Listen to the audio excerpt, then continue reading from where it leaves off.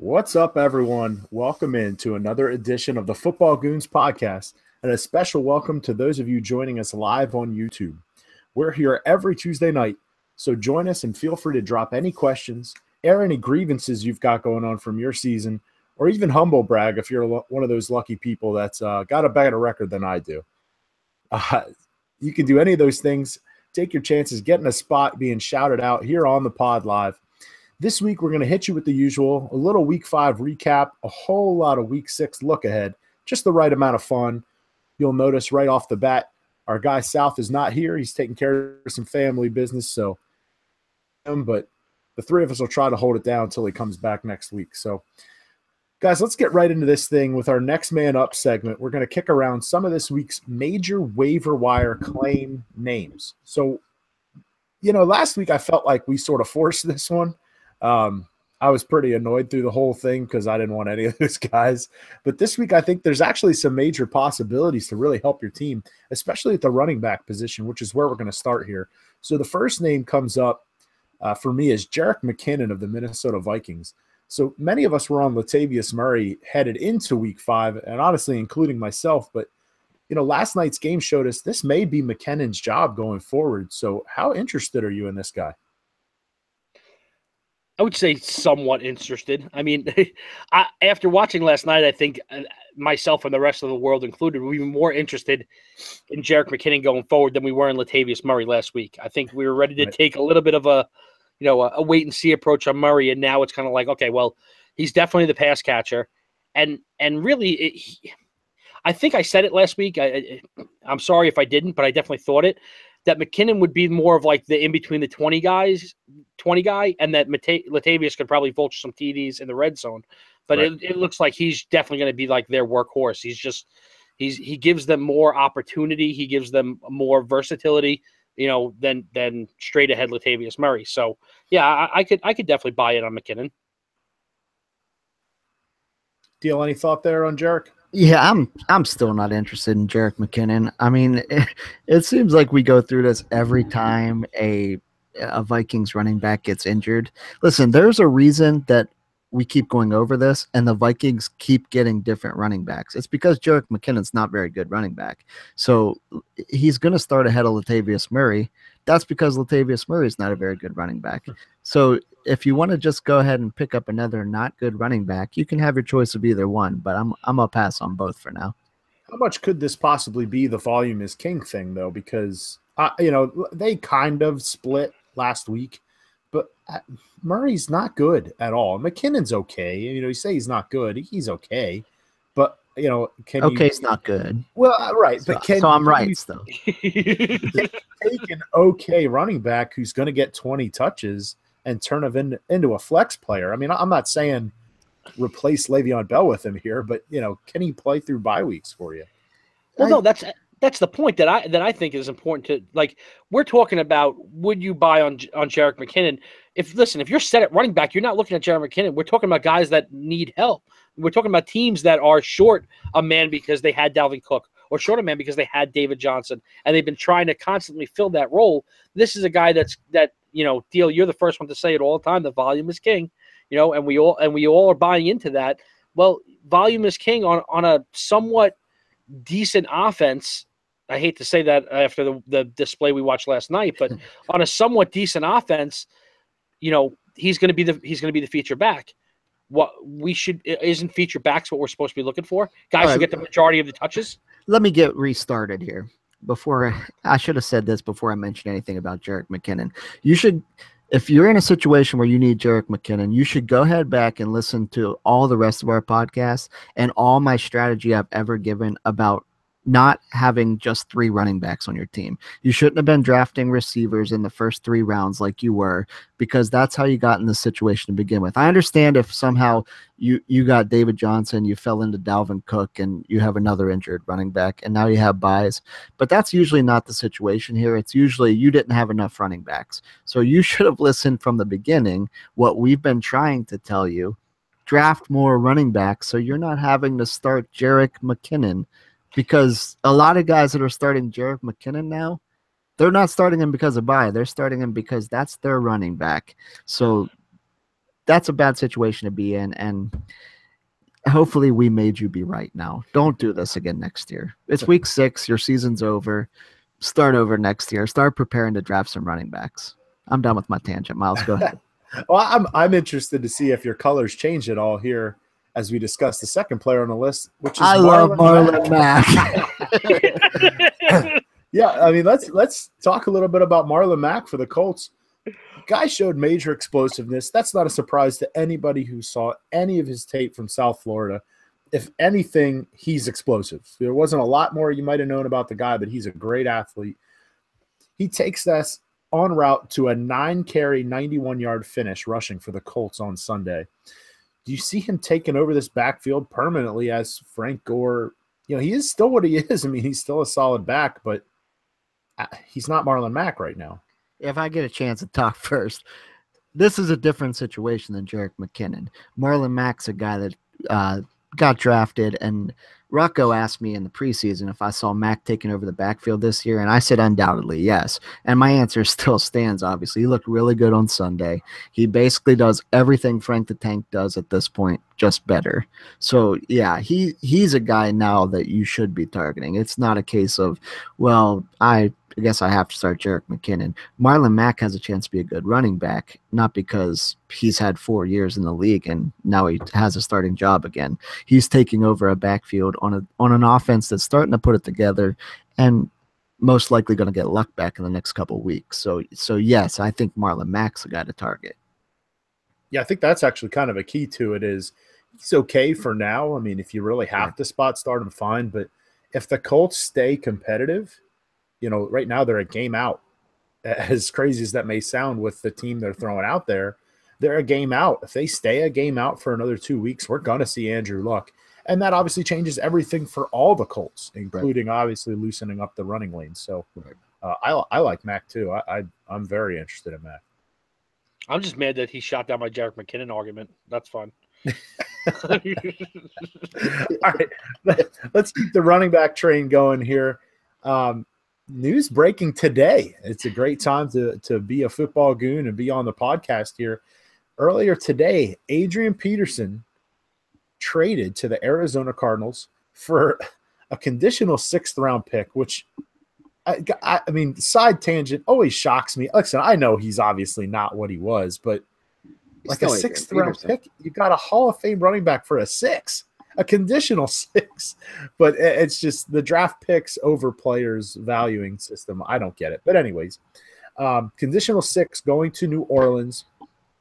They actually, from what I understand, paid like $2.5 million for the 4 games they got out of Adrian Peterson. So I guess we can just see another reason why the Saints are always in cap hell. But,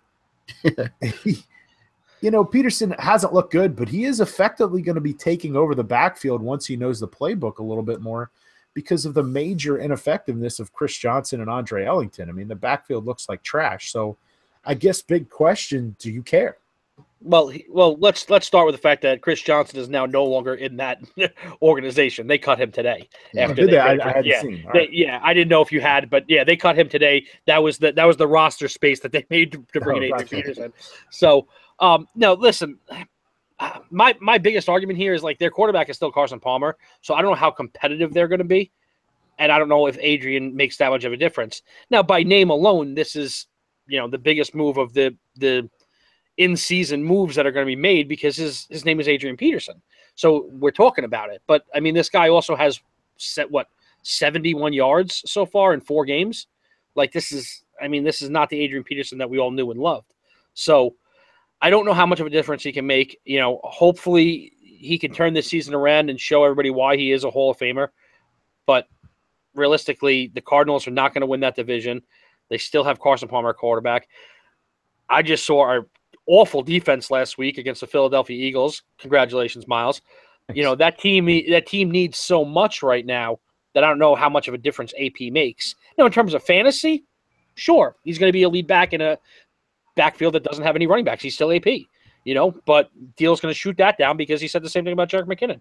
So I actually have some interest in Adrian Peterson. If you have space, I am more interested in Adrian Peterson than Jerick McKinnon because, because he's Adrian Peterson still, and it's not a playbook issue. He's not a receiver. He's not a quarterback. He still knows how to run the ball and get in a lane. He's a Hall of Famer, so that's not going to be a learning curve for him. I don't see them working him in. It seemed like the Saints never were interested. I don't know why they started. That was weird from the start. Yeah, the whole thing was weird. Like, why did they even start? Why did they even pick him up? But now he's gone. He's on a team that wants him and needs him to be Adrian Peterson. So he's going to get looks. I'm not sure he's still productive, but we're going to see. He's going to be more productive there than he was for the Saints for sure. Mm-hmm.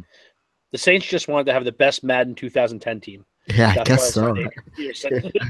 No, like it just doesn't. The whole thing never made any sense, and now the Saints are going to pay for it too. I think the thing that I like the most about this is that, like, obviously it's a good move by the Saints to just cut their losses because they knew that this was a silly signing for them. But at the same time, like Miles just said, like, this is why you have issues with spending, because you just paid $2 million for a guy that got you 71 yards on the game for the season. Yeah. It's awful.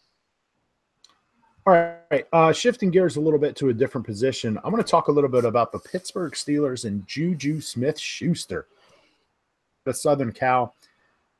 You know, everybody, you want the killer bees there in Pittsburgh, obviously, and then people are all over Martavis Bryant as well. But we now have 2 consecutive weeks where Juju has more snaps and more routes run than Martavis Bryant.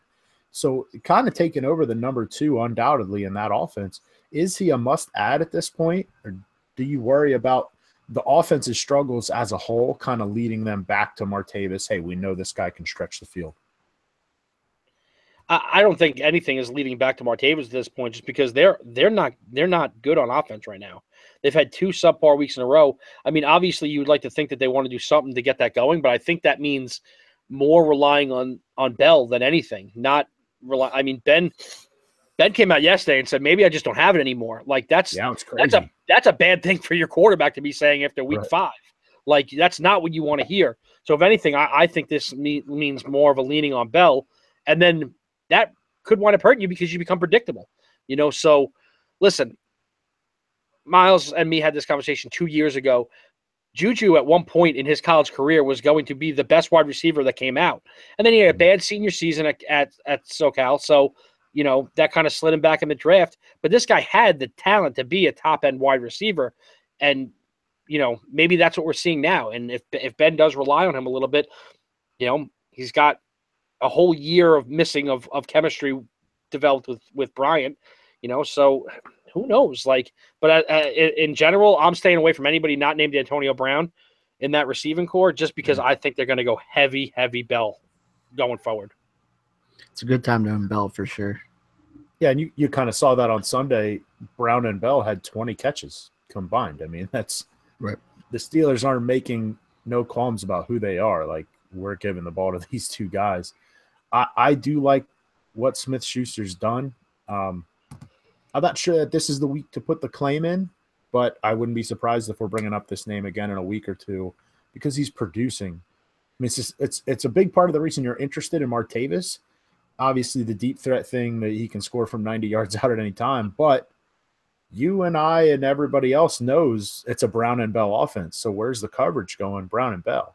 So if Juju can win these one-on-one battles that he's going to consistently have, he actually may be a really nice bye week fill-in for you. So I think maybe at this point it's more of an individual team thing. If you have 2 receivers on the same bye, he might be a good fill-in for you. So let's stick our nose back into the running back discussion and go with Matt Breida from the San Francisco 49ers. Believe it or not, he's got 2 more snaps than a healthy Carlos Hyde this past week against the Colts, and he had 4 more touches on Sunday. More importantly, he outgained Carlos Hyde 71-18 on his touches. So I know the Colts defense is kind of improved and a little better than we expected, but nonetheless, they're playing the same team, roughly the same snaps, and Breida, he just seems to fit what Kyle Shanahan wants a little bit more than Hyde does. Is this something where some Carlos Hyde drafters are about to be filled with regret? I think so. I think, listen, anytime a new coach comes in, I think we assume that like he can make the best out of the current players he has, especially when we think that player has upside to begin with.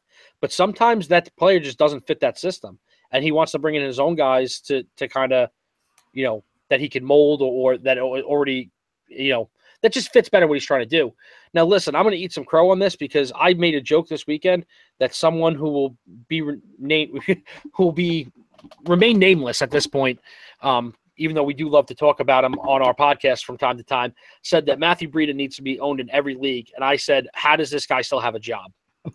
And then Matt Breida went out and outgained Carlos Hyde and had a pretty decent game against the Colts, albeit. But, I mean, he just seems to fit and blend with what they're trying to do. And I mean, they're 0-5. So it's not like he's, they're, breaking down doors and crushing people. But volume is king. And if he continues to produce with the volume he's getting, he's going to get more. All right. Last guy I want to talk about here in this segment, pitiful New York Giants situation. And I mean, when I say pitiful, I genuinely feel a little bit bad for them. Come on. A little bit. Feel zero bad. A little bad. Right, a little bad. Like, because I enjoy the fact that they're struggling as a team, but it's brutal to watch a team that's struggling lose 4 guys at the same position this in 1 week. I mean, like, how do you lose your top 4 receivers in the same week? So listen, I don't want to talk about Roger Lewis and these guys, but I do want to talk about Sterling Shepard. All right, because Odell done for the season. They've got guys missing the entire season. Sterling Shepard's only going to miss a couple of weeks. He may likely already be owned in your league, but if he's not, is he worth a waiver claim now? Or even, let's say he doesn't go claimed, I think he's got to be a free agent pickup. Because what's his workload going to be when he returns? Target a lot, 50 per game, right? A lot, because they're going to be behind in all the games. They can't run the ball, but then again, at the same time, Eli can't get more than 4 seconds to pass the ball on any given play. So I don't know, the whole situation just. I hate to say it, and I don't hate to say it. I'm going to pick on him because as the little brother of New York Jets, I've been dealing with the Giants for too long. Like, I hope they go 0-16. I hope they go 0-16. It looks like they're going to. So, yeah. But you know what? That means that they're going to get the quarterback that I wanted because we can't stop winning games. and then he's going to beat you for the next how many years, and you still have to be the little brother. So it's still a bad situation. Hope for them to win 3 games. 3 is good for you. I want Sterling Shepard. I own him in a couple leagues already. Everything is really in his favor right now, other than he's injured too. He's a slot receiver on a bad team that has a bad line and has to throw the ball a lot. So his quarterback doesn't have much time to throw the ball. Great for the slot guy. Mm-hmm. His tight ends haven't been productive in the last 20 years. Great for the slot guy. Right. He doesn't have an outside receiver on the left or right. Great for the slot guy. So everything is in his favor. I don't see any way he doesn't, without exaggeration, get 15 targets a game. There's no way that it should be less than that. So we've mentioned before the volume is king. Sterling Shepard's going to get a lot of volume. Right. So, yeah, I think he should absolutely be 100% owned, even if he's out for 2 or 3 weeks. Hopefully your bye weeks are in your favor, but he needs to be owned. Yeah, and on top of the volume, let's not make light of Sterling Shepard's a good player. Yeah, right. I mean, it's not just he's getting out there. Again, I'm not talking about Roger Lewis. He might get 12 targets this coming week, but he might get 5 catches for 40 yards on those 12 targets. I mean, Sterling Shepard's really productive. So I think he should be owned. I think the only thing that could hold him back is, again, kind of like we talked about with the Steelers. I mean, we're not the only ones sitting around talking about Sterling Shepard getting targets. So are all the defensive coordinators that the Giants are going to play. So that could hold him back a little bit, but we'll see. All right, let's move on to our no huddle segment here. We're going to get some rapid responses to some bigger storylines around the league moving forward. One of my favorite things, I love running backs, and not just in fantasy, just in general. I tend to like them as players. And we heard about 2 years ago that the league was going to go through this running back renaissance where, we're headed back to great backs kind of controlling offenses. And sure enough, 2 years ago, Todd Gurley bursts onto the scene and kills it. David Johnson bursts onto the scene and kills it. Last year, we've got the 2 top rushers in the league, Zeke Elliott and Jordan Howard, both rookies. This year, we've got Kareem Hunt's in the MVP discussion as a rookie. Leonard Fournette's going to be on his way there if he keeps having games like he just had against Pittsburgh. And, rest in peace, but Dalvin Cook was killing it when he was in too. Christian McCaffrey, Joe Mixon get in the end zone. And from what I'm reading early on, next year's running back draft class is starting to look a little better than the one we just had, which is shocking. Which is crazy. So, and we even on top of that, we just talked about Marlon Mack maybe taking over the Colts backfield. So you guys see this as sort of a fluke, or is this a trend where kind of running backs are going to rule the day again? Well, I think this, like, it kind of goes through ebbs and flows where, like, obviously running backs dominated for so long because that's what NFL teams ran the ball. That was the NFL.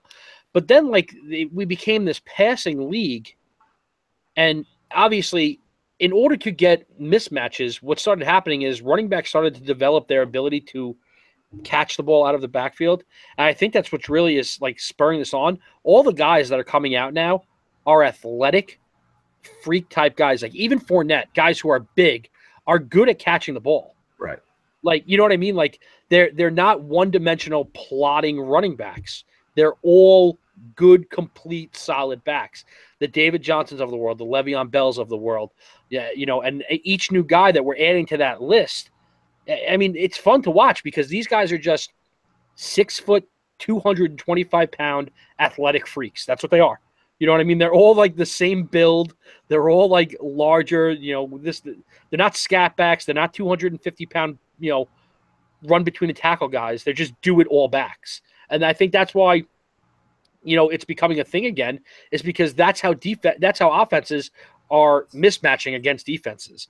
You get a linebacker has to cover one of these guys. That's, like, not even fair. And if, God forbid, you put a safety on him, I mean, that's just a joke. I'm going to give you a weird answer. I don't necessarily think it's either. And what I mean by that is I don't necessarily think it's a fluke because these guys are really good. It's not like, other than Hunt, he kind of stumbled into the position. He probably would have taken it over because Ware kind of sucks anyways. But look how good he looks. He took it over before we expected him to. Right.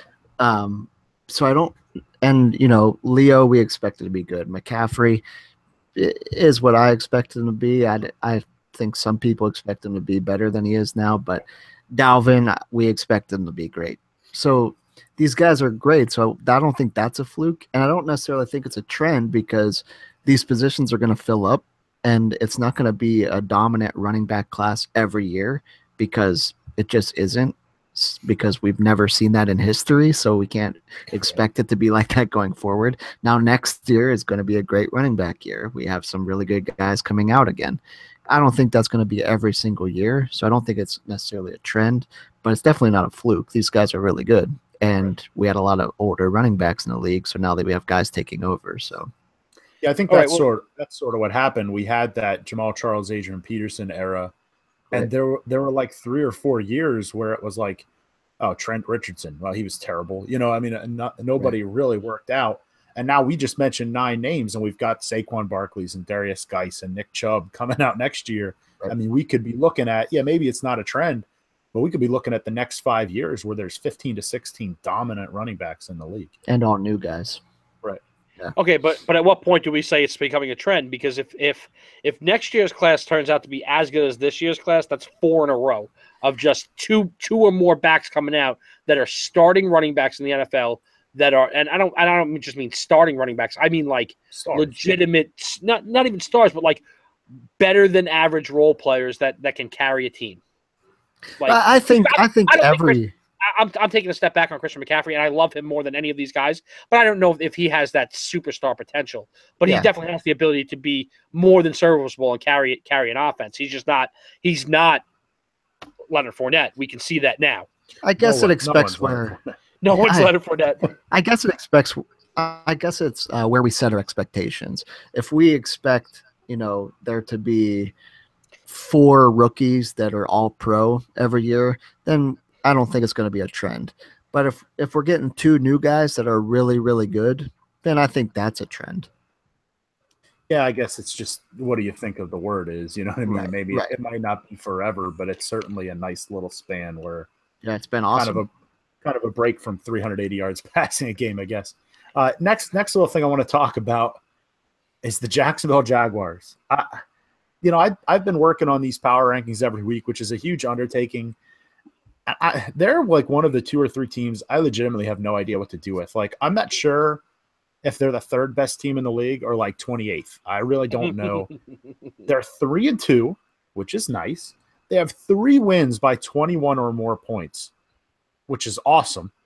They have a loss by 21 points, and they lost to the Jets, which, again, the Jets are playing better than we expected, but they're not the Chiefs. Let's call it what it is. So, you've got 3 blowout wins, 1 blowout loss, and a loss to a team I think even at 3-2, we all still expect them to draft top 5. So who's Jacksonville? I have They no are who we idea. thought they were. Which is what? Yeah. No, Like listen, Leonard Fournette, Jalen Ramsey, and a bunch of guys? listen. I'm gonna say this in fairness to my beloved New York Jets. If they don't play that game coming off of the London trip, I really don't think that happens. You know what I mean? But So it happened. it did. I know, but like maybe scheduling differences. You're looking at a 4-1 Jacksonville team. I wouldn't. Which is nuts. They're It's 4-1. okay, but like, is it nuts? Like, I'm not jumping back on the bandwagon. Without Allen Robinson. Yeah, Right. without Allen Robinson. Yeah, And with Blake Bortles. Listen, Yeah. this right now, this team is playing exactly how I thought they would play last year, coming off of what was at the time a huge season for Blake Bortles. Over 30 touchdown passes. Everybody was in. Everybody said this is the year that they were going to take the next step. Well, not everybody, but a lot of people were, and I know I was. And to a fault, I said, "Oh crap, it's still the Jaguars." But like, I said it a couple weeks ago, and I'll say it again. Like, I feel bad for Gus Bradley because I think this team is finally coming to a head, and it's really all the players that he brought in. I mean, the defense is young and athletic. I mean, we just saw that last week, 5 interceptions on top of a game this year where they, also scored, 2 touchdowns. I think week 1 it was, so the defense is young and exciting to watch. Leonard Fournette is becoming a beast in front of our eyes, or he already was, but now the rest of the world is finding it out. And, I mean, ball control. If you don't make Blake Bortles go back there and throw 30 times, this is what we do. Blake Bortles had less than 100 yards passing this week, and they demolished the Steelers. So, this is a team that I don't want to say I don't think they can win a Super Bowl, but this is a team that can win that weak division. Yeah. Why not?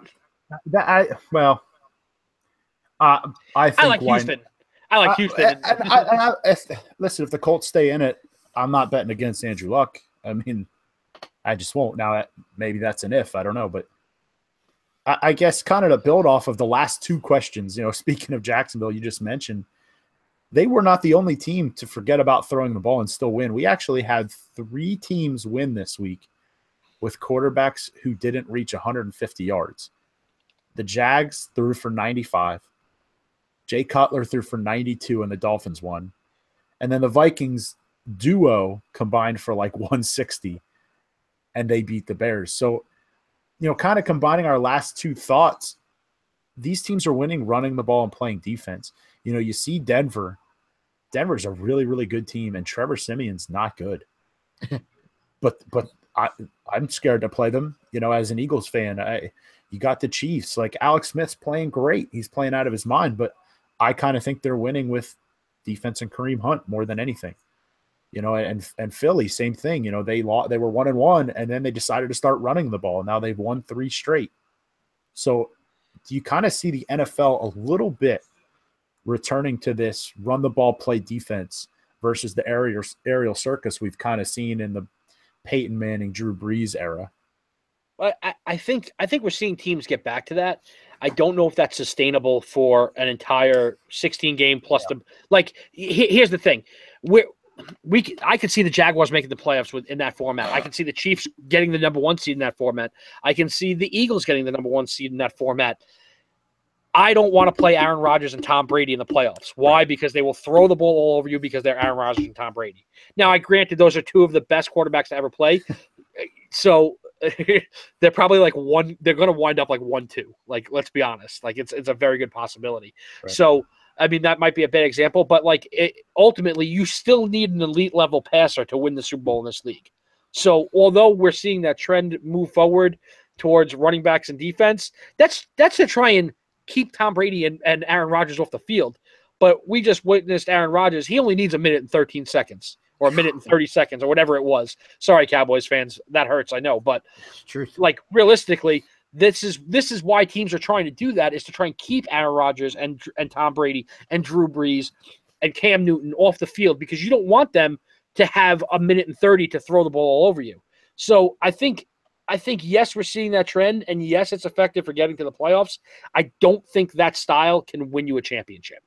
I think this one was more of a fluke. Like, the Bears are bad, and they didn't give Jordan Howard the ball 30 times like they should. The Titans played with Matt Castle. I didn't even know that guy was still alive. And they gave DeMarco Murray only 14 carries and Derrick Henry 4. Like, I know you were losing. Matt Castle is not going to win you the game. And then the Steelers played terrible, and the Jags defense played great.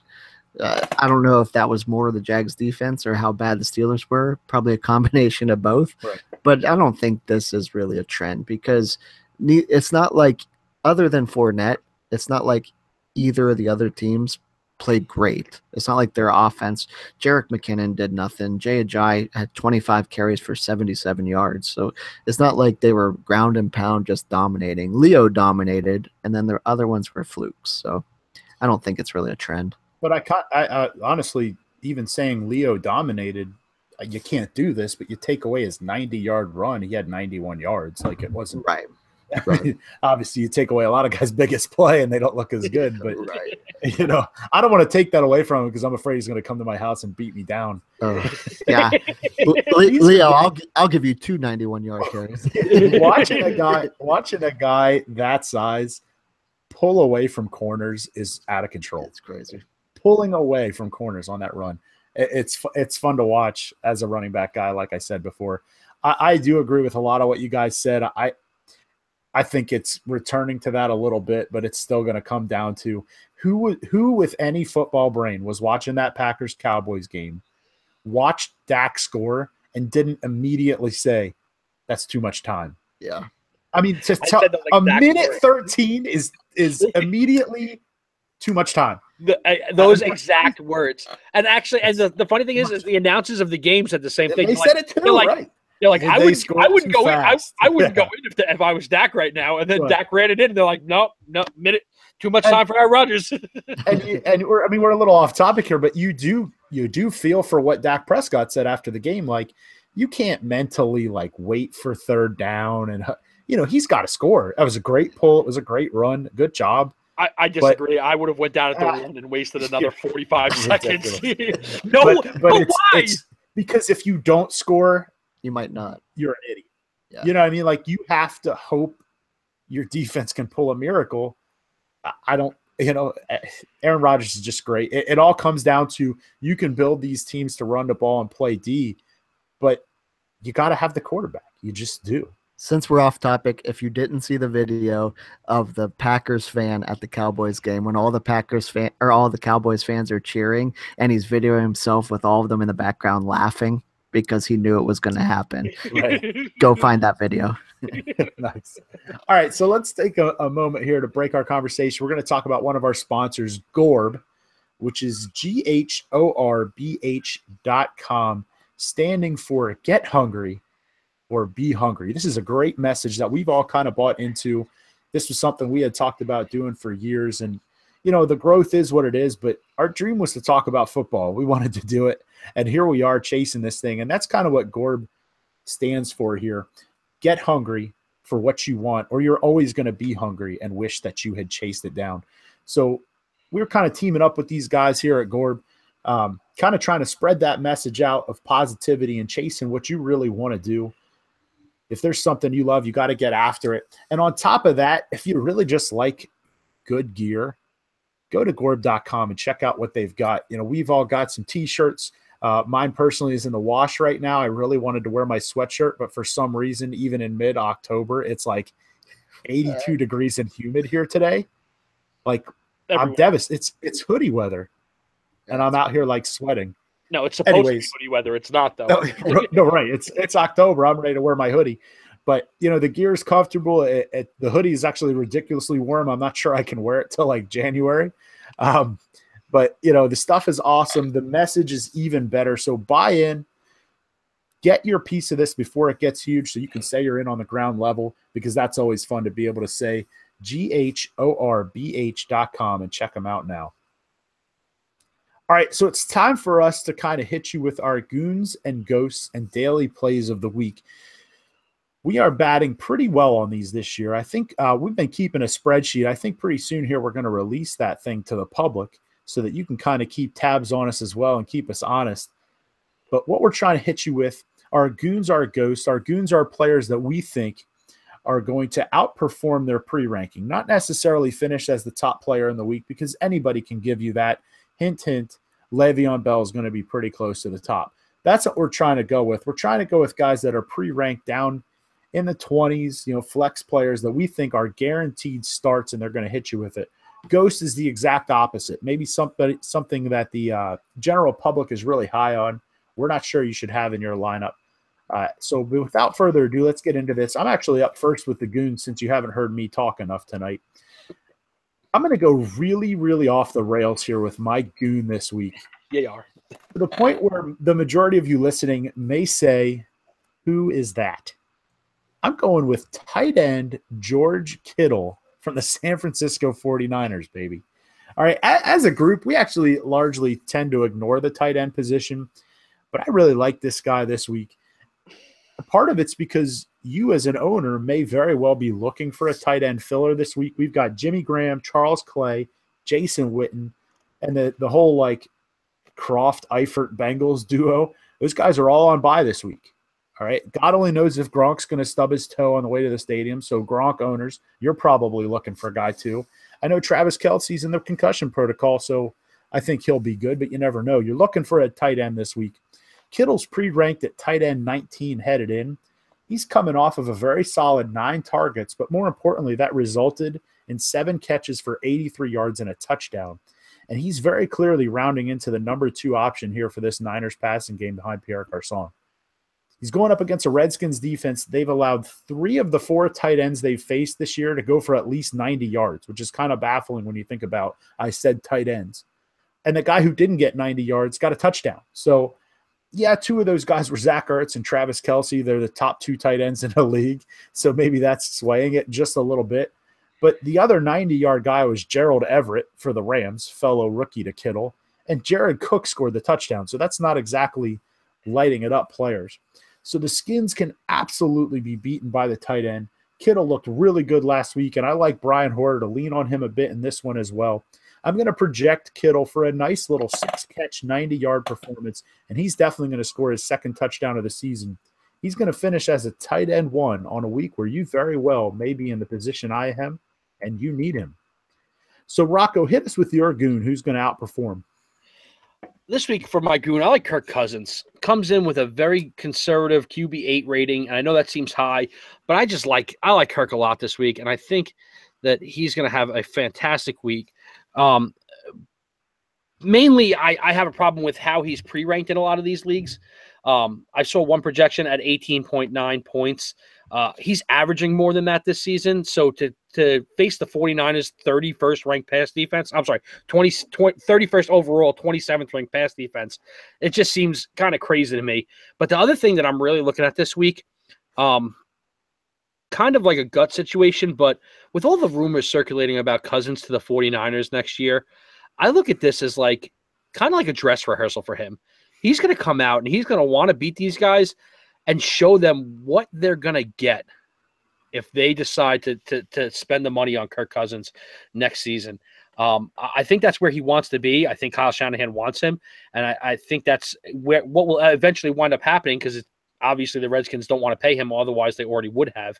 But I think this is going to be like a coming out party for Kirk Cousins and the San Francisco 49ers. So I like him to well exceed his QB8 ranking and his 18.9 fantasy point projection. I like him for over 350 and 2 scores, making him a top 5 fantasy quarterback this week. All right, Deal. How about yourself? My goon this week is Michael Thomas, or as I affectionately call him, Mike Tom, because he likes that when I call him that. He is ranked wide receiver 19 this week, and I love Michael Thomas always, but I love him this week. In his first 4 games, he has an average of a finish 18.75, but that includes week 1 when X gave it to him, because X gives it to everyone. #roads closed. If you exclude that week, his average finish is number 12, and he's playing 89% of snaps on a team that throws a ton. And beyond that, he now has South's guy coming back, Fast Willie Snead. So he now has Ted Ginn stretching the field, Snead work in the middle, and no team can double or triple team him like has happened so far this season, especially the struggling Lions, who have given up the 13th most fantasy points to receivers. Now it's Mike Tom's time to shine and really take over that offense. I look for Drew Brees' stats to go up now. I look for him to throw more than 38 times a game, which he's been averaging. And this week, I like Michael Thomas to go 9 receptions, 118 yards, and a score. He's my goon of the week. All right, so let's talk about our ghosts, guys we think are going to disappoint. Rocco, you're up first on this one. Who do you have? I love this. This is my favorite part of the day, okay? I normally don't like to do this because usually when I do things like this, it bites me in the rear end. But my ghost for this week, Tom Brady. I get to do it because I hate him. Now, he's coming in at QB1 this week. Listen, I have a lot on the line here because we were talking about this, and Miles already told you guys about our spreadsheet that we have. Ghost has been my go-to this year. I have not picked an incorrect ghost yet this season. And I'm going to keep that streak alive here because Tom Brady will not finish as QB number 1 this week. I'm going out. I'm guaranteeing it. He will not be QB number 1 this week, which is where he's pre-ranked. If you're using him in daily play, he is $9,500. Save that. That is incredibly too high. Okay. He's averaging 22 points per game this season. Very, very good. It's actually 3rd among all quarterbacks. But the Jets are kind of a weird defense at this point. They can get pressure on the quarterback, which is how you beat Brady. They haven't given up more than 21 points to Derek Carr in week 2, and honestly are on a streak of 3 straight weeks giving up 15 points or less to opposing quarterbacks. All right. They're also coming off a 3-game win streak, and this game, 3-2 New York against 3-2 New England in New York, is for the division lead. Never in a million years So crazy. did I think that I would say that statement at all this year, that the Jets at any point this season were going to play a game for the division lead, and that's including 1-0. Right. All right? But this game is in New York. I think the crowd's going to be in it. I think the Jets defense is going to be hyped. I'm not saying they're coming away with a win, but I don't see Brady coming out with a QB1 $9,500 QB performance this week. I just don't see it. That's my biggest issue is the value is too much. The dollar amount is too high. Stay away. Go somewhere else for your production. Tom Brady will not finish as QB1. That all that did was lock in that I'm absolutely going in on Tom Brady on every tournament I'm in. I hate you so much. All right, Deal. Who do you have as your ghost here? And my ghost for the week is currently ranked wide receiver number 9, Tyreek Hill. So week 1, Tyreek Hill was wide receiver number 3 in the world. At least the world that drafted him thought, oh, man, I knew Hill was going to be a stud receiver. Then weeks 2 to 5 happened, and you were let down. And the world that didn't draft him said, yeah, that's kind of about right. So week 2, he was wide receiver 39. Week 3, wide receiver 17. 4, wide receiver 42. 5, wide receiver 25. And for some reason, this week he's ranked wide receiver 9. So this week, the world is thinking, surely this is the week he bounced back because Alex Smith is the GOAT and he's going to throw him the ball. So we should rank him wide receiver number 9. A few problems with your logic there. Number 1, you think Alex Smith is the GOAT. Number 2, Tyreek Hill really isn't that great of a receiver. He's just a gimmick guy that the league figured out how to guard, no longer kicks him the ball. And number 3, maybe most important, he goes up against the Steelers defense, who, yes, sucks against the run, but has surrendered the least points to receivers in the league this far and is really angry. The best game a receiver has played against them was Mike Wallace with 6 receptions for 55 and a score in week 2. I'm sorry, 2 weeks ago. Now, yes, I realize they haven't gone up against a prolific pass offense with a great receiver, but I'm going to dare to say they aren't even going to do that this week with Alex Smith and Tyreek Hill. Start Kareem Hunt a million times this week and pay whatever it costs to buy him in every daily you play, because he deserves to be owned and he's going to dominate, but sit Hill because he's the ghost of the week. He's going for 6 receptions for 72 total yards, no score. Decent game, but definitely not wide receiver number 9. All right, for my ghost here, I'm going to stick with the Niners because why not? And we're going to go with Carlos Hyde, who is shockingly pre-ranked as RB11 this week. This one's pretty simple for me. We kind of already talked about it a little bit earlier in the podcast, but the Skins are the 12th toughest defense against running backs this year. They've really only been handled well by Todd Gurley and Kareem Hunt, who, if you've been sleeping under a rock, they're having pretty solid seasons against everybody. So, take that for what it's worth. But on top of that, Hyde's apparently a shock. Like, out of nowhere, he's on the wrong side of a timeshare with Matt Breida. So, I'm not touching this without some more clarity. I mean, I'm saying this I understand there's a possibility Matt Breida is going to get 3 carries this week and Carlos Hyde's going to get 20 because Carlos Hyde's a better player than Matt Breida. But, I'm not sure that Kyle Shanahan agrees with me. So, at this point, the way last week went and now up against, all due respect to Indy, a much tougher Washington defense against the run, I'm going to be shocked if Hyde even finishes as a startable flex player, let alone the borderline RB1 that he's pre-ranked at. So go ahead and bench Hyde till they figure out, or at least let you know what they're doing. So that's our Goons and Ghosts. Our last little segment here, our daily values of the week. We're always looking to help you guys out in daily. Huge part of fantasy now. So obviously you can't afford to just go nuts and buy everybody unless you're going with, play draft, which we're kind of getting into, and it's a good time because no salary cap. But personally, I'm still a FanDuel guy, so we're going to keep trying to talk you into some lower valued players that are going to help you afford some studs without hurting you in the point category. So a little bit of a steal for each one of us. Deal, you're up first here. Who do you like this week? Yeah, my daily value this week is Will Fuller for $6,000. Listen, I don't expect Will Fuller to score twice this week like he did in his 2 starts this season, but I also didn't expect him to score twice in his 2 starts this season. Right. So that could happen again, but even if not, he's a value pick for the 33rd most expensive wide receiver in the league this week, and he's going up against a terrible Browns defense with a red-hot offense, a confident rookie quarterback, and by all due respect, a really good offense that deserves some confidence. Last week, Fuller was on the field 92% of snaps. I don't see any reason that number goes down. And since South isn't here, we'll mention again, volume is king. And that offense is clicking right now. And Will Fuller is some of the reason for that. If you go on FanDuel and you sort your receivers by cost, Will Fuller is wide receiver 33.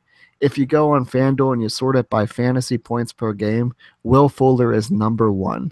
I don't expect him to be the top number 1 receiver this week of all receivers, but I do expect him to give you a huge return on a $6,000 investment. He's going 6 receptions, 84 yards, and a score this week, and should be owned for $6,000. All right, my guy this week, I'm going with another guy we've talked about here tonight. I'm going with Jerick McKinnon of the Vikings. He's running for $5,600 on FanDuel, puts him at RB28 in their pricing. He's still technically in that timeshare, but was definitely more effective against the Bears on Monday night. He wasn't amazing, but for $5,600, you're not looking for amazing. He did put up 146 total yards and a touchdown against that Bears defense that ranks 7th against running backs using FanDuel scoring. He now gets a home game against the Packers and their 22nd ranked running back defense. And I actually believe, I said this last week about the Cowboys and was wrong, so I'm going to say it again. Um, the Packers' opponent is going to have to run the ball to try to keep Aaron Rodgers off the field. They're going to have to, and he's going to be a big part of that. What's nice about this week versus last week is I can hedge that bet with if I'm wrong and the Packers do get a nice solid lead like I sort of expect them to, and the Vikings are going to have to come back, that's not going to be Latavius Murray time. That's going to be Jerick McKinnon time. So I think kind of either way, this guy is definitely the lead back here in touches. Murray's going to be an afterthought. Bulk for McKinnon. It's a great price for a guy I think could get an RB1 workload, not necessarily points, but that workload. If he can score one time on top of the possible 100 yards, that's well worth your $5,600 on FanDuel. And he's going to deliver cash out value and let you afford one of the studs at running back, whichever one you prefer. All right, Rock, who's your value play this week? My value play this week is going to annoy the both of you to no end, and that's why I do these things. Alex Smith of the Kansas City Chiefs. The GOAT. Miles' favorite quarterback, the GOAT. All right? I can't pick on you, first off. It's annoying. But it's annoying. He's playing great. Here's the thing. Alex Smith is averaging the second most points per week among fantasy quarterbacks. Crazy. Man. Stop. Rewind. Let me repeat that. Alex Smith is averaging the second most points among fantasy quarterbacks per week. Still crazy. That was a statement that just came out of my mouth. This is not 1 week in. This is 5 weeks in. Just in case you guys are wondering, the second highest, that's higher than Tom Brady. That's higher than Aaron Rodgers. That's higher than Matt Ryan. I could keep going. You get the drift. It's actually higher than everybody but Deshaun Watson. So if you would have guessed that preseason that these guys would be 1-2, go to Vegas today. Right. Bet everything you have. Bet your house on whatever game is on tonight. Go you. Alex Smith cost $7,500 on FanDuel this week against the Pittsburgh Steelers. Just in case you were wondering, that's $2,000 less than Tom Brady. That's $100 less than Andrew Luck, and he's not playing. Man. That's only $500 more than Josh McCown. Stop it. These sites are drunk. They need to go home. All right? This is insane. I'm not saying that Alex Smith is going to give you top 5 fantasy production from the quarterback this week. I understand it's a tough task against the Pittsburgh Steelers, and the number 1 ranked pass defense. But Alex Smith is not a thrower by any means necessary. You know what I mean? This is a guy that's accumulating points because, 1, he prolongs plays with his feet. 2, they run the ball to set up the pass. So everything is just, basically hand-catered to him. And he's playing lights out because he's playing angry for the first time in his career.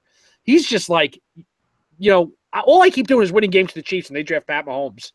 So, this is like a one giant dress rehearsal for Alex Smith for whatever team is going to pick him up next. Listen, my biggest issue here is the ranking and the dollar amount. He's quarterback 16 in terms of price, like $2,000 less than your top guys. That's insane. Take Alex Smith, take his 20 points that he's going to get you to the fantasy bank, and then spend that extra $2,000 that you saved the quarterback. Spend it on Hunt if you want. Spend it on Bell. You can have both of them because you have a quarterback that's $2,000 less than your top guys. This is a no-brainer to me. Alex Smith has got to be owned.